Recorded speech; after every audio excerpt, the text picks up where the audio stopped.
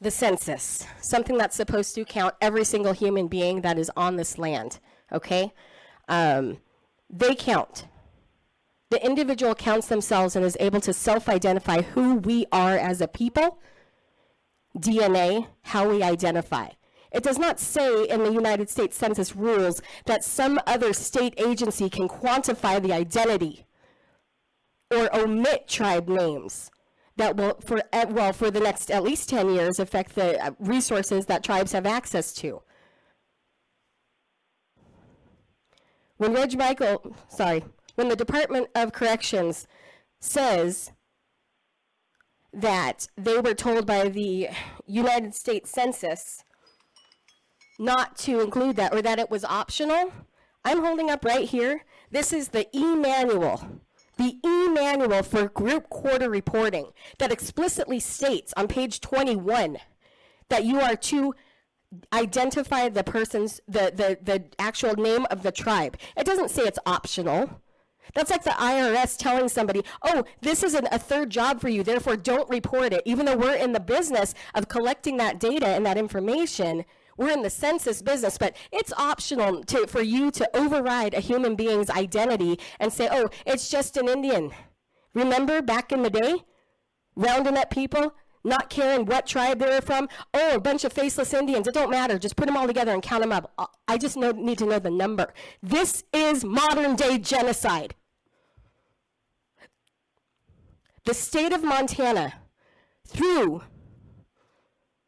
the United States Census, through the Department of Corrections, is ripping off tribes and is stealing the identities of our people.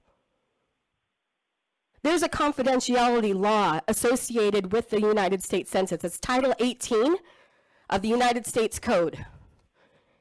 It prohibits a state agency from accessing the data that's between the individual and the census. So who the heck does the Department of Corrections think they are, thinking that they're going to be the ones to decide, oh, well, because a correctional record indicates at some point they said they were Native, then we're only going to ask that small segment of people. The Department of Corrections has overstepped its boundary. It's in violation of the Supremacy Clause of the laws, the federal laws that surround the United States Census. The state of Montana is backing them. Look at this. You see all these emails? I've been working on this since August 7th, when I first discovered that no one in the prisons across Montana even knew the census was happening. So I started asking questions. I've been emailing folks like Senator Mr. Tester, Cooney. We have a really strong ally in the National Congress of American Indians. This is being looked at nationally. And yet, guess what? I'm looked at as some crazy, dumb, female Native American that doesn't know what I'm talking about. I will not tolerate it. There is an assault against Montana tribes happening right now by the state of Montana through the Department of Corrections. This census update that was just presented by the DOC, claiming that they've identified 60 individuals that, we reached out to and we got their tribal name. That is not their position. They are interfering in a federal process. The only solution to this, and I have mentioned it from day one, is to give inmates paper census forms that they send directly to the United States Processing Center in the Midwest by the general population deadline. I've been working with people in DC, yet the people in Montana will not tell me who is wheeling and dealing with them on the census. Ms. Little Dog, can you wrap it up, please? Oh, it's never going to be over, because this will go federal. It will go to the Supreme Court. But out of respect for time and others that have something to say, I will conclude it for now and expect the director or the Department of Corrections, you will have an audience. I don't care if we are screaming from the streets today. We would like to talk with you one-on-one, but you don't return calls and emails. We'll see you in the parking lot. Ms. Little Dog, could you have that removed from the front of the, thank you. Next.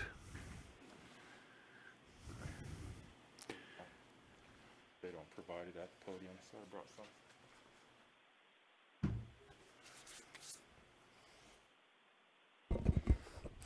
My name is Micah Braided Hair, Micahbraidedhair. I'm an enrolled member of the Northern Cheyenne Tribe out in Montana. There's a couple issues that I'd like to talk about. I was just released 60 days ago. A lot of these programs that they're talking about at MSP, the emails, all this stuff is not offered to the majority of the population. None of the regional prisons have it. I was there 60 days ago. You know what I'm saying? The majority of the inmate population is spread out through these regional prisons, Great Falls, Glendive, Shelby. You know what I'm saying? If they're offering to a small population at Deer Lodge, the majority of the inmates still do not have access to these programs. Programming isn't being offered in Glendive. There's absolutely no programming up there. They get funding for it and no programs are offered. You have to get shit back to Deer Lodge or Shelby to do your programs. But they're still collecting money for ITU and CPNR or Thinking for Change. None of these programs are being offered at these regionals. You know what I'm saying? With the census, this isn't the only thing that they're not allowing. My tribe had our election for our tribal president. They mailed in our ballots. Department of Corrections said we weren't allowed to fill them out.